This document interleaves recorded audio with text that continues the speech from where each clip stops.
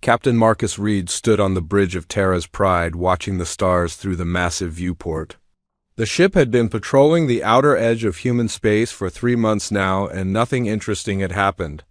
The Galactic Council had made it very clear that humans were not allowed to venture beyond their assigned sector. They were classified as a protected species, which sounded nice but really meant the galaxy thought they were too dangerous and primitive to be trusted. With real responsibilities, Dr. Elena Vasquez was hunched over her workstation in the communications bay when the first signal came through. It was weak and distorted, but definitely artificial. She had been monitoring deep space frequencies as part of her research into alien communication methods. The signal was unlike anything in the galactic database. It repeated every few minutes, with slight variations that suggested intelligence behind the transmission. "Captain Reed to the communications bay, please," Elena called over the intercom. Her voice carried an excitement that made Reed quicken his pace down the corridor. When he arrived, Elena was frantically working at 3 different consoles trying to clean up the signal. "What do you have for me, Elena?" Reed asked as he looked at the scrolling data on her screens. The patterns looked random to him, but Elena had always been good at finding meaning in chaos. "It's a distress signal, Captain, but not from any species we know about," Elena said without looking up from her work. "The mathematical structure is completely different from standard galactic protocols. Give me another hour and I think I can decode the basic message." Commander Jake Morrison entered the bay just as Elena spoke. He was the ship's military strategist and had a natural suspicion of anything that might get them into trouble with the Galactic Council. His scarred face showed the skepticism he felt about getting involved in alien problems. "Captain, we should report this to Earth Command before doing anything else," Morrison said, crossing his arms. "The last thing we need is to violate our protected species restrictions over some random signal." Reed nodded but gestured for Elena to continue her work. Navigation Officer Lisa Park appeared in the doorway, looking curious about the sudden activity. At 25, she was the youngest senior officer on the ship, but her talent for stellar cartography was unmatched in the human fleet. "Lisa, I need you to try and trace the origin of this signal," Reed said. "See how far out it's coming from, and if it's moving." Park moved to an empty console and began her calculations. The mathematics involved in tracking deep space signals was complex, but she worked through it with practiced ease. Meanwhile, Elena continued to work on decoding the message itself. 2 hours later, Elena straightened up with a look of shock on her face. The decoded message was displayed on her main screen in simple galactic standard text. Reed read it aloud to make sure everyone understood what they were seeing. "People of the Deathworld called Earth, we need your help. The Krex Dominion has invaded our worlds. Our peaceful ways cannot stop their war machines.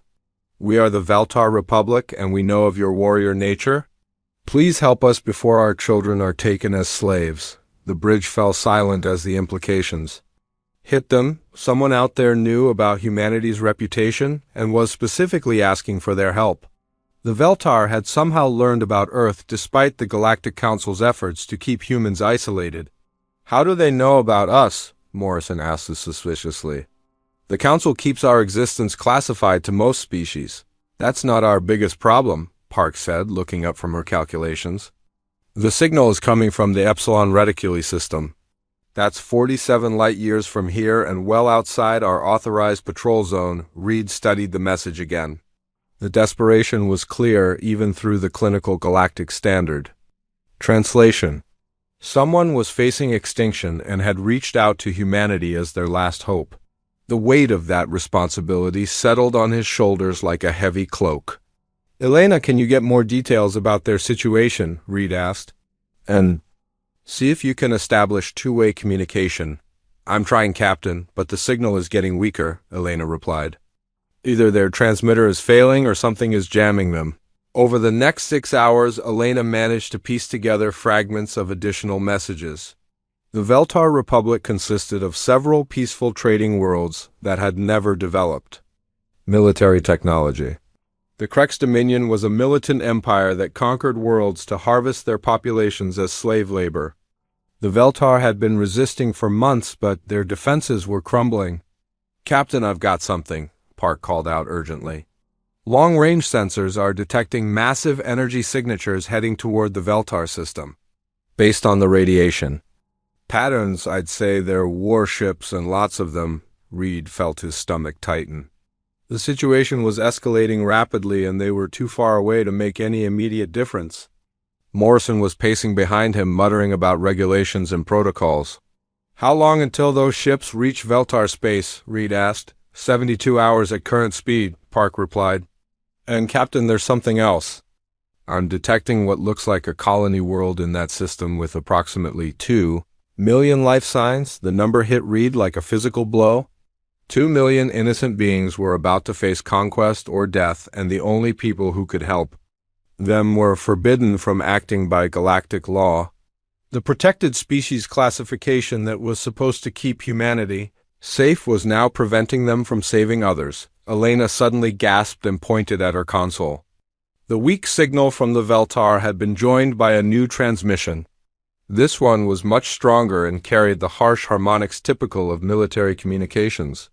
The automatic translator worked quickly to convert the message. Veltar Republic? This is War Commander Thekmal of the Krex, 4th Fleet. You have 48 hours to surrender your populations for labor conscription. Resistance will result in the complete sterilization of your worlds.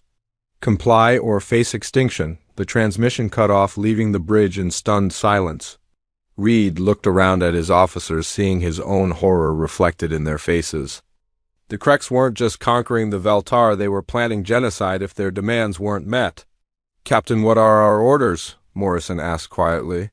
Despite his earlier objections, even he seemed shaken by the Krex ultimatum. Reed stared at the star charts showing the vast distance between their current position and the Veltar system. Even if they broke every regulation and headed there immediately, they would arrive too late to make a difference. But the thought of doing nothing while 2 million beings faced extinction was unbearable. Lisa, plot a course for the Epsilon Reticuli. System, Reed ordered. Maximum speed, Captain, that's a direct violation of our patrol boundaries, Morrison warned. Earth Command will have our heads. Then we better make sure we have a good reason for being there, Reed replied grimly. Elena, try to re-establish contact with the Veltar. Tell them help is coming. As Terra's Pride changed course toward the distant system, Reed knew there was no going back. They were about to discover whether humanity's reputation as warriors from a Deathworld was deserved or just galactic prejudice. Either way, 2 million lives were counting on them, and Reed refused to let fear of bureaucracy stop him from doing what was right. The ship's engines hummed with increased power as they raced toward an uncertain fate among the stars. Terra's Pride raced through hyperspace toward the Epsilon Reticuli system while Captain Reed wrestled with the magnitude of what they were attempting. The ship was a research vessel with minimal weapons, and they were heading into a war zone against an enemy fleet. But the desperate plea from the Veltar Republic kept echoing in his mind. Gr. Elena Vasquez had been working around the clock trying to maintain contact with the surviving Veltar forces. The signals were sporadic and weak, but she had managed to establish basic communication with someone calling himself Ambassador Tevlak. The translations were rough, but the situation was becoming clearer with each exchange. Captain, I've got more information about the Krex tactics, Elena reported during their daily briefing. According to Tevlak, they don't just conquer worlds, they strip them completely. Every adult becomes a slave worker while children are taken to be raised as Krex servants. Commander Morrison sat across from Reed, looking increasingly uncomfortable with their mission. This is getting bigger than we can handle, Captain. One research ship against an entire invasion fleet is suicide. Navigation Officer Lisa Park looked up from her calculations with worry in her young eyes. We'll reach the outer edge of the Veltar system in 18 hours. Long-range sensors show at least 12 large vessels already in orbit around their main world. Reed nodded grimly, but his resolve hadn't wavered. Something about this situation felt different from the usual galactic politics. The Veltar weren't asking for territory or resources, they were begging for their lives. That made all the bureaucratic regulations seem meaningless. Meanwhile, on Earth Admiral Rachel Stone was dealing with her own crisis in the depths of the Pacific Fleet Command Center. The message from Terra's Pride had reached her 6 hours ago, and she had been making secure calls ever since. As the head of Earth's military forces, she knew things about humanity's capabilities that even most government officials didn't understand. "Get me secure channels to all fleet commanders," Stone ordered her communications officer. Authorization Omega-77, the protected species classification, had been useful for humanity in many ways. While the galaxy thought they were primitive, humans had been quietly developing military technology that would shock their alien neighbors. Ships disguised as cargo haulers carried enough firepower to level cities. Research stations hid weapons that could crack moons in half. Stone pulled up the classified files on the Krex Dominion. Earth's intelligence services had been watching them for years, noting their expansion patterns and military doctrine. The Krex were efficient conquerors, but they had never faced an opponent that actually wanted to fight back. Most species surrendered quickly when faced with overwhelming force. "Admiral, we have confirmation from all section commanders," her aide reported. "The fleet can be ready to move in 12 hours. "Make it 8 hours, Stone replied. "And activate all the sleeper ships in the outer colonies? "If we're going to do this, we're going to do it right." Back on Terra's Pride, Ambassador Tevlak's latest transmission painted a horrifying picture of the invasion. The Krex had begun by destroying the Veltar's few defensive satellites, then systematically bombed every military installation. Now they were herding civilians into collection centers while their war machines patrolled the streets. "The worst part is how efficient they are," Elena told Reed as she played back the ambassador's words. "They've done this so many times they have it down to a science." Conquer, resist, destroy, move on to the next world. Reed studied the tactical displays showing the Krex fleet positions. 12 ships might not sound like much, but each one was a massive dreadnought capable of sterilizing a planet's surface. Terra's Pride would be destroyed the moment they showed up unless they had some kind of advantage. "Elena, see if you can get more specific information about Krex technology," Reed ordered. "Weapon types, shield frequencies, anything that might help." "Already working on it, Captain," Elena replied. "Tevlak is hiding in an underground facility with access to their military databases. He's been sending technical specifications whenever the jamming lets up." Lisa Park had been plotting intercept courses and running combat simulations for hours. None of the scenarios ended well for Terra's Pride, but she kept working anyway. There had to be something they could do, even if it meant sacrificing themselves to buy the Veltar more time. "Captain, what if we don't engage the fleet directly?" Park suggested. "The Krex are using orbital bombardment to control the surface. If we could somehow interfere with their targeting systems." Morrison shook his head. "One ship against 12. Lisa, the math doesn't work no matter how we approach it." "Then we better hope the math is about to change," Reed said quietly. He had received a coded transmission from Earth an hour ago that simply said help was coming. Admiral Stone's reputation for keeping secrets meant he had no idea what kind of help to expect. As Terra's Pride dropped out of hyperspace at the edge of the Veltar system, the magnitude of the disaster became clear. The main world was partially shrouded in smoke from burning cities, while Krex ships maintained perfect orbital formations. Smaller vessels moved between the surface and the dreadnoughts carrying their human cargo. "My God, they're really doing it," Elena whispered as she watched the scanner readings. "They're loading people onto those ships like freight." Reed felt his jaw clench as he watched the systematic destruction of an entire civilization. The Veltar had been a peaceful trading people who built beautiful cities and created art that was admired across the galaxy. Now they were being reduced to slavery by an empire that saw them as nothing more than resources to exploit. "Captain, incoming transmission from the Krex fleet," Elena reported. "They're demanding our identification and purpose. Tell them we're conducting stellar cartography research and our navigation systems malfunctioned," Reed replied. "Buy us some time while we figure out what to do." The lead Krex ship responded with suspicious questions about their research mission, but seemed willing to give them a few hours to repair their systems and leave.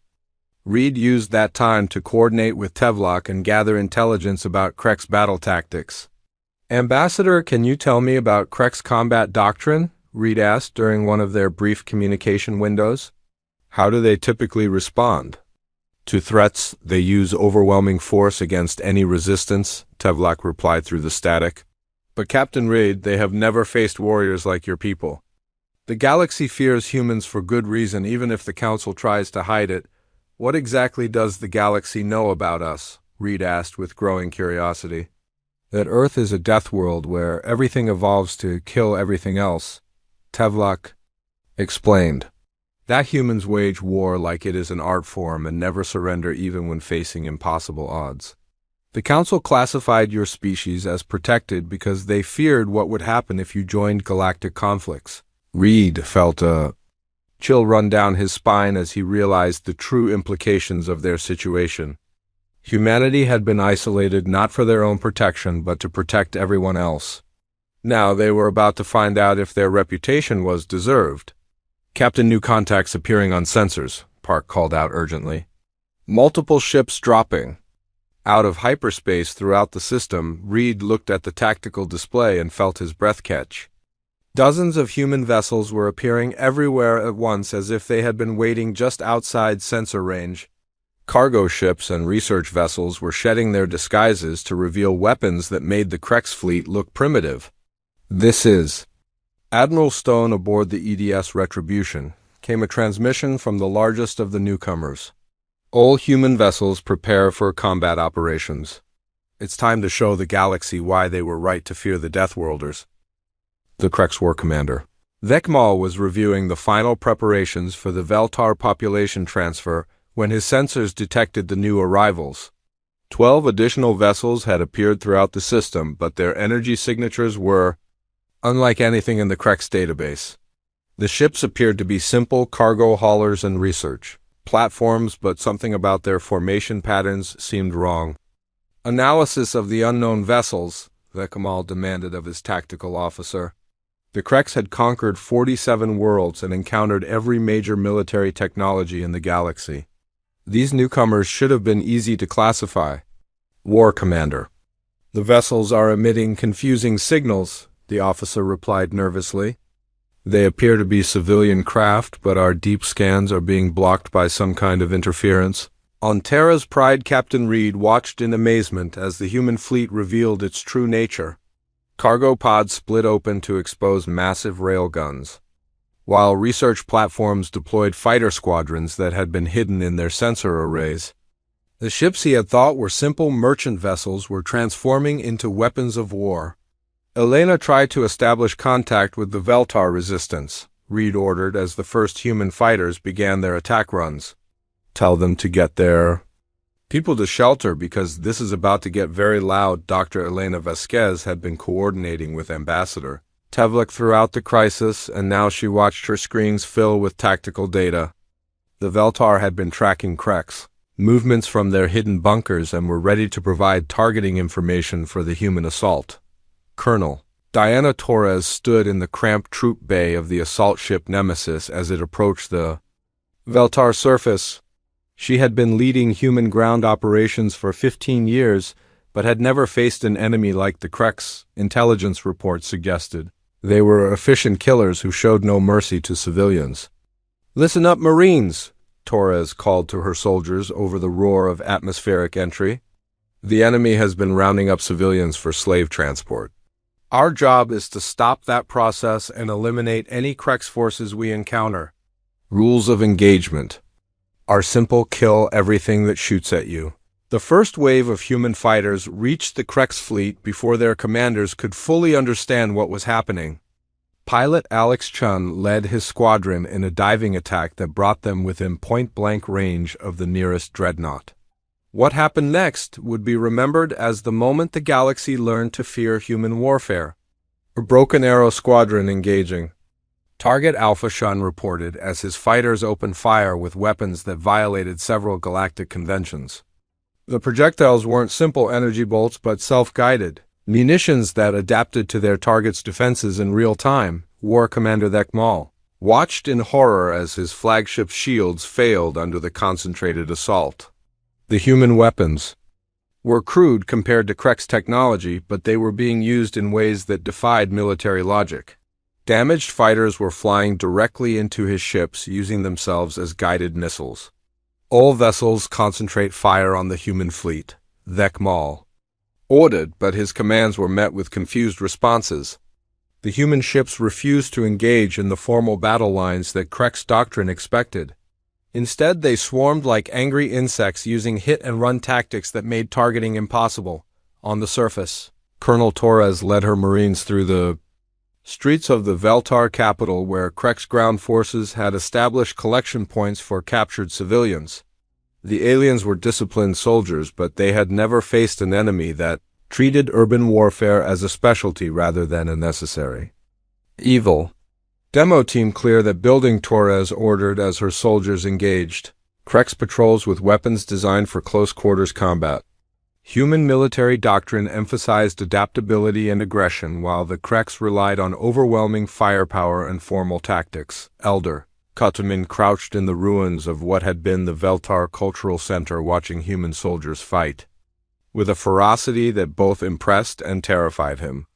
The humans moved through the battlefield like predators who had evolved for warfare, while his own people cowered in basements and bunkers.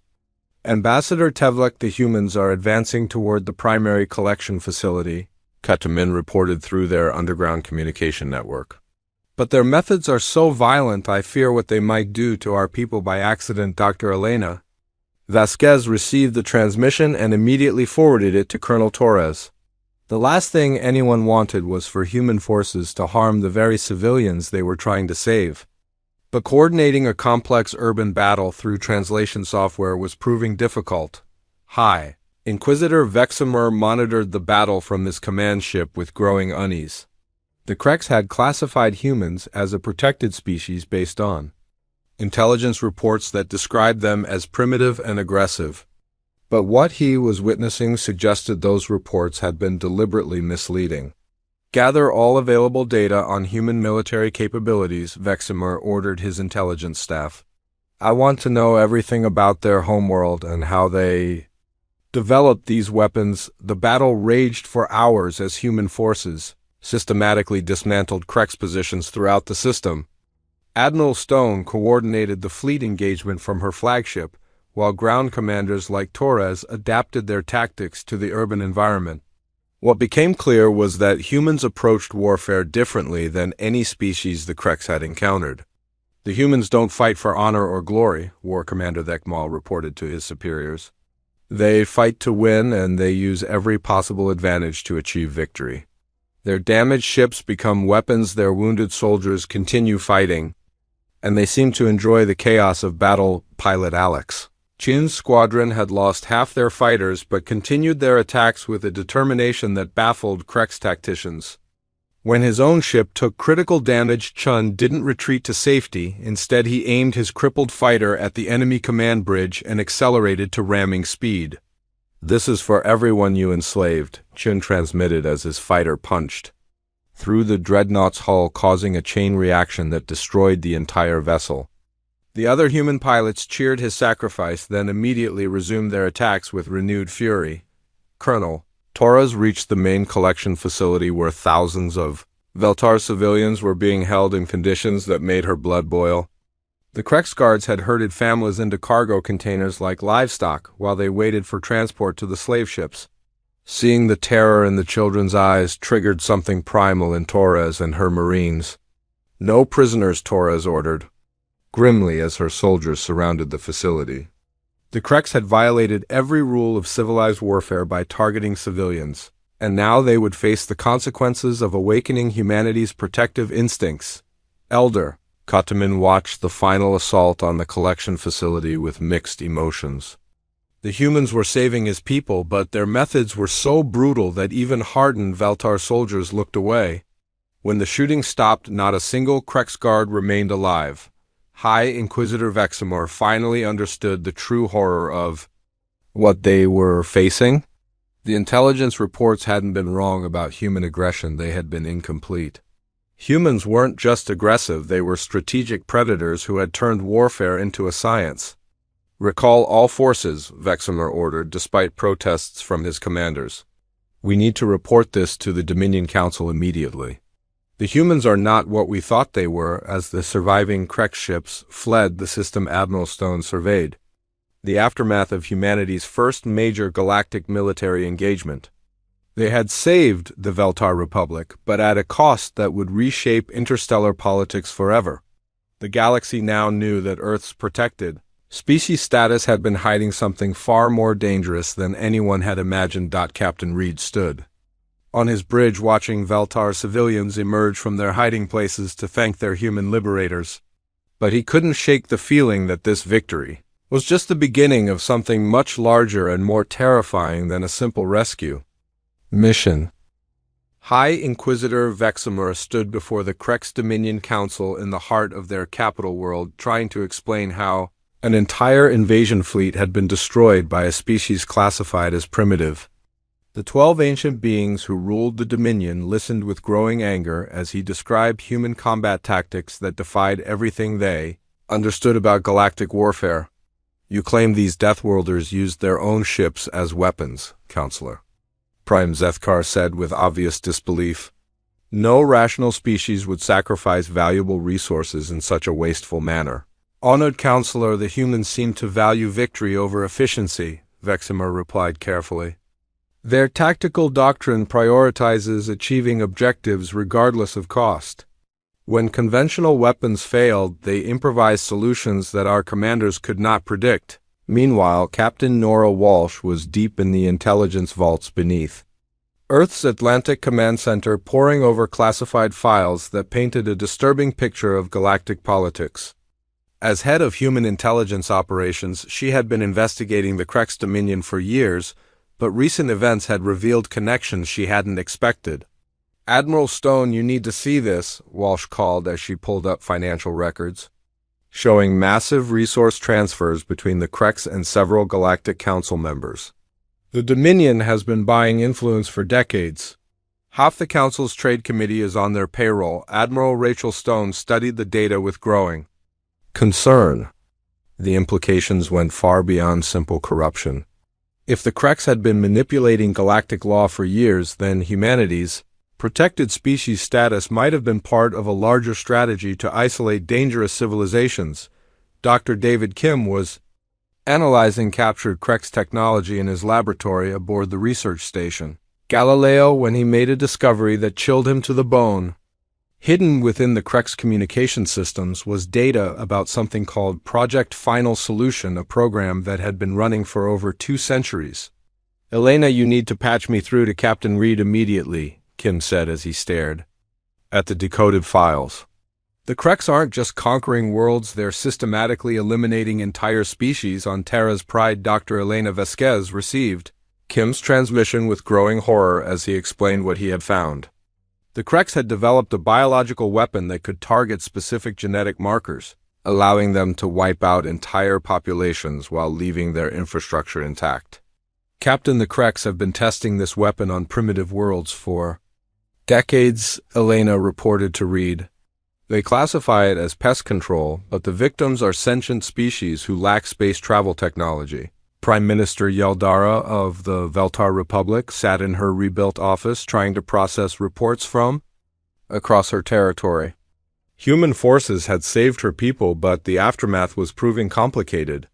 The humans fought with such intensity that even her own soldiers were disturbed by their methods. "The humans are effective warriors, but they show no restraint in combat," General Corvin reported during their morning briefing. "They eliminated every Krex ground force they encountered, leaving no survivors for interrogation." "Would you rather our children were still in those collection facilities?" Yeldara asked sharply. Her gratitude to humanity was absolute, but she understood her general's concerns about their new allies. "Brutal efficiency?" War Master Thalagoric received the reports from Veximer with the calm patience of someone who had conquered 12 star systems over his long career. Unlike the younger Krex commanders, he recognized that humanity represented a fundamental shift in galactic power dynamics that required careful analysis. Gather intelligence on human military installations, Thalagoric ordered his staff. If they have been hiding their true capabilities for this long, they must have significant forces we haven't detected. Captain Walsh's investigation had uncovered evidence that 3 Galactic Council members were actually Krex agents who had been replaced by surgically altered operatives. The scope of the conspiracy was staggering and explained how the Dominion had been able to manipulate interstellar law for centuries. "Admiral, we have a problem," Walsh reported during her secure briefing with Stone. "The protected species classifications weren't random. The Krex identified every militarily capable species in the galaxy and had them isolated or eliminated." "How many species are we talking about?" Stone asked, though she suspected she wouldn't like the answer. 47 worlds have been conquered over the past 3 centuries, Walsh replied grimly. All of them had significant military potential or strategic resources. The Krex have been preparing for total galactic domination for generations. Dr. Kim's analysis of the Krex biological weapon revealed that Earth was next on their target list. The genetic virus had been specifically modified to attack human DNA and could be deployed through atmospheric seeding or water supplies. Billions could die within days of exposure. "The weapon is elegant in its simplicity," Kim explained to Admiral Stone during their emergency conference. "It mimics a natural plague while targeting specific genetic markers. To outside observers, it would appear that humanity was struck by a random disease outbreak." Elder Katamin met with human military advisors in the ruins of his people's former capital, discussing the broader implications of the recent battle. The Veltar had always been pacifists, but the Krex invasion had taught them harsh lessons about the realities of galactic politics. "Your species has capabilities that the galaxy fears," Katumin told Colonel Torres as they surveyed the reconstruction efforts. "But with great power comes the responsibility to use it wisely. The Krex will not forget this defeat, Prime Minister." Yeldara faced the most difficult decision of her career when a Krex diplomatic vessel arrived under a flag of truce. War Master Thalagoric himself had come to negotiate, offering to spare the Veltar Republic in exchange for information about human military capabilities. "Your people are safe if you cooperate," Thalagoric told her during their tense meeting. "But if you continue to align with the Deathworlders, we will return with forces that cannot be defeated." Yeldara looked at the ancient Krex warrior and saw a casual arrogance of someone who had never faced real resistance. The humans had shown her what was possible when civilized beings chose to fight back against tyranny, but the cost of that choice was becoming clear. "I need time to consider your offer," Yeldara replied, knowing that her answer would determine the fate of not just her own people, but potentially the entire galaxy. Captain Reed received urgent communications from Earth Command informing him that Krex sleeper agents had been detected in major human population centers. The biological weapon could be deployed at any moment, and traditional defenses would be useless against an enemy that was already inside their homes. "Admiral Stone is recalling all fleet assets to Sol System," Reed told his officers during their emergency briefing. "If the Krex attack Earth directly, we need every ship we can get for the defense." High Inquisitor Veximer presented his final report to the Dominion Council with recommendations that would reshape their entire strategy. The humans were not primitive savages, but sophisticated predators who had been deliberately hiding their capabilities while studying their potential enemies. "The Deathworlders have been preparing for galactic warfare for decades," Veximer concluded. "Their protected species status was a deception that allowed them to build military forces without triggering our early warning systems." Counselor Prime Zethkar listened to the report with growing fury as he realized how thoroughly the Dominion had been outmaneuvered. The humans had turned their own strategy against them, using isolation as cover for military buildup while gathering intelligence on every major power in the galaxy. "If the humans are as dangerous as you claim, then we must eliminate them before they can interfere with our final conquest," Zethkar declared. "Activate all sleeper assets and deploy the biological weapon immediately." Dr. Kim worked frantically in his laboratory trying to develop countermeasures against the Krex virus while Admiral Stone mobilized every available ship for Earth's defense. The next few days would determine whether humanity survived to see their reputation as Deathworlders fully realized, or if they would become another footnote in the Krex Dominion's long history of conquest. The galaxy held its breath as two apex predator species prepared for a conflict that would reshape the very nature of interstellar civilization. President Maria Santos stood in the Situation Room beneath the White House staring at tactical displays that showed the approaching Krex fleet. 50 massive dreadnoughts were closing on Earth's solar system while sleeper agents prepared to release biological weapons in every major human city. The next 12 hours would determine whether humanity survived as a free species. Madam President, we have confirmation from all fleet commanders, Admiral Stone reported through the secure channel. Protocol Omega is fully authorized in all. Assets are moving to defensive positions, Fleet Admiral. John Harrison commanded the largest human military force ever assembled from his flagship, Defiance, as it emerged from the hidden shipyards of Europa. Around him, dozens of vessels that had been disguised as mining platforms and research stations revealed their true nature as weapons of unprecedented destruction.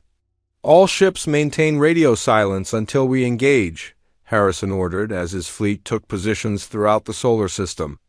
The Krex expected to face the same limited forces they had encountered at Veltar, but humanity was about to show them the true scope of their military preparation. Captain Tom Bradley led a special forces team through the maintenance tunnels beneath New Tokyo, searching for the Krex sleeper agents who planned to contaminate the city's water supply. His soldiers carried weapons designed specifically for urban warfare against biologically enhanced enemies. Target building identified, Bradley reported as his team reached their insertion point. Thermal imaging shows 6 hostiles preparing. Some kind of chemical deployment system. Dr. Elena Vasquez worked alongside Veltar scientists in a makeshift laboratory, trying to complete the countervirus that could neutralize the Krex biological weapon. Ambassador Tevlak had provided crucial genetic samples from previous Krex attacks on other worlds. The virus targets neural pathways specific to mammalian brains, Elena explained as she monitored the test results. But if we can modify the Veltar immunity genes, we might be able to create a universal antidote. Elder Katuman stood before the assembled representatives of 40 different species in the galactic council chambers demanding action against the Krex Dominion. The evidence of their crimes was overwhelming, but decades of infiltration had left the council paralyzed by corruption and fear. The Krex have manipulated this body for centuries, Kataman declared as he presented recordings of their confession. They have turned our own laws into weapons against the very civilizations we were sworn to protect.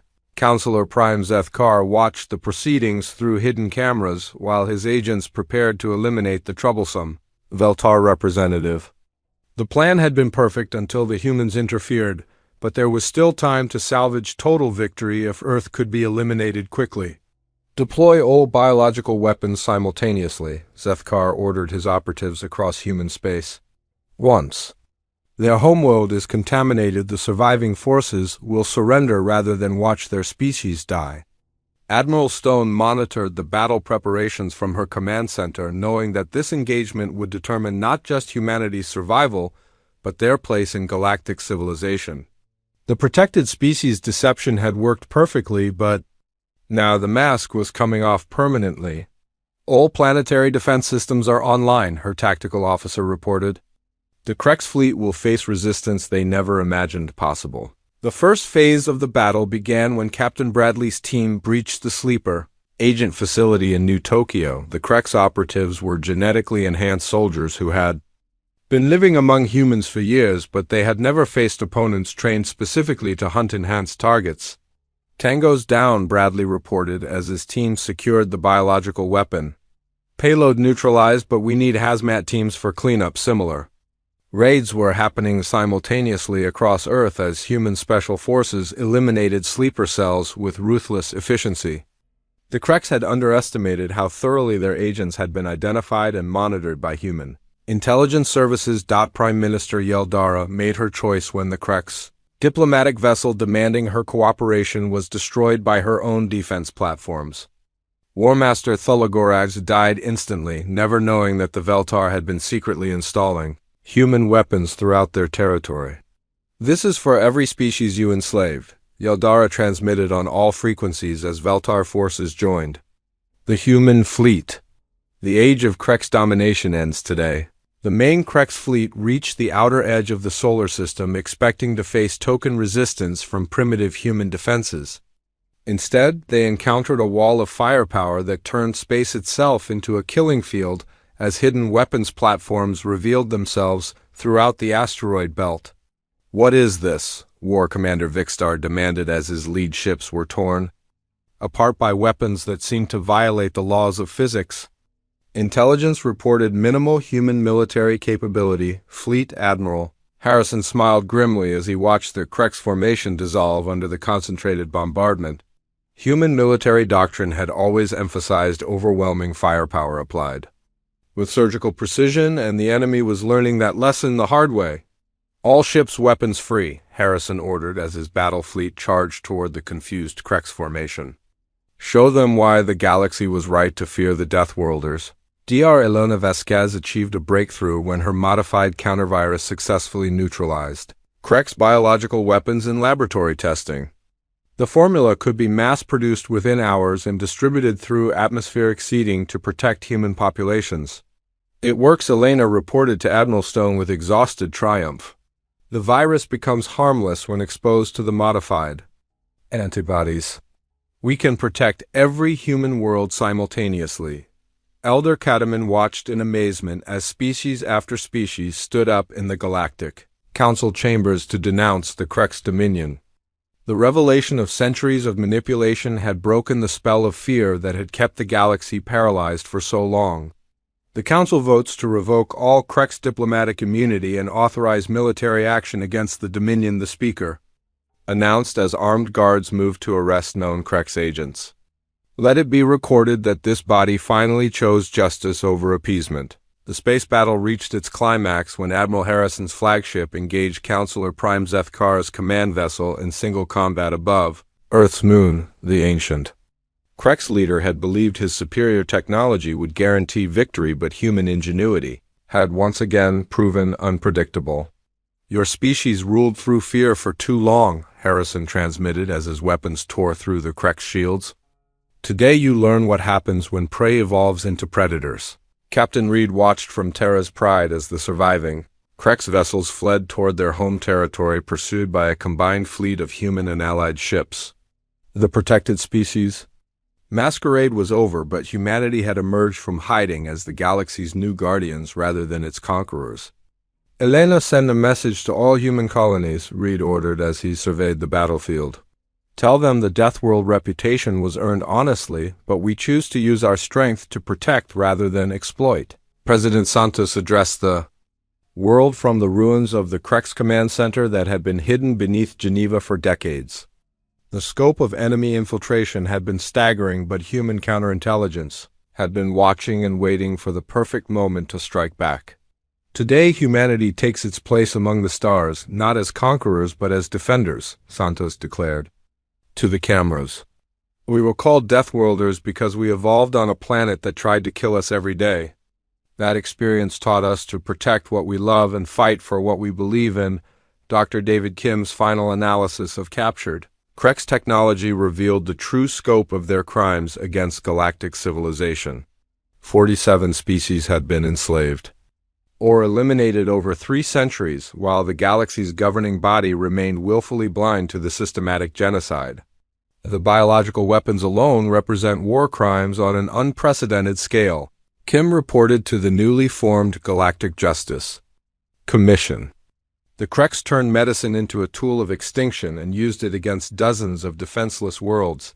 Ambassador Tevlok stood with Captain Reed on the observation deck of the new human embassy station, watching construction ships from a dozen species working together to build something unprecedented. The Galactic Alliance would be different from the corrupted council that had enabled so much suffering. "Your people saved more than just the Veltar Republic," Tevlok told Reed as they watched the multinational construction effort. "You saved The very idea that civilized beings can choose to stand against tyranny when it matters most. The final battle of the war took place above the Krek's homeworld, where Fleet Admiral Harrison accepted the surrender of the last Dominion forces. The empire that had terrorized the galaxy for centuries crumbled in weeks once their victims were given hope and weapons to fight back. "This is Admiral Harrison to all surviving Krek's commanders," he transmitted across all frequencies. "Your reign of terror is over, but your species will be given the chance to redeem itself through honest labor and peaceful contribution to galactic society." Elder Katuman delivered the closing address at the Galactic Alliance founding ceremony with words that would be remembered for generations. The Veltar had been saved by humanity's intervention, but they understood that true victory meant building something better than what had come before. "We sent out a cry for help, and the Deathworlders answered," Katuman concluded as representatives from 60 species applauded. "Now we must prove worthy of their sacrifice by building a galaxy where no species will ever again need to beg for salvation." Captain Reed stood on his bridge watching the stars through the viewport as Terra's Pride began its patrol of the new Alliance territories. Humanity had revealed its true nature to the galaxy and accepted the responsibility that came with such power. The age of hidden strength was over, but the age of earned respect had begun.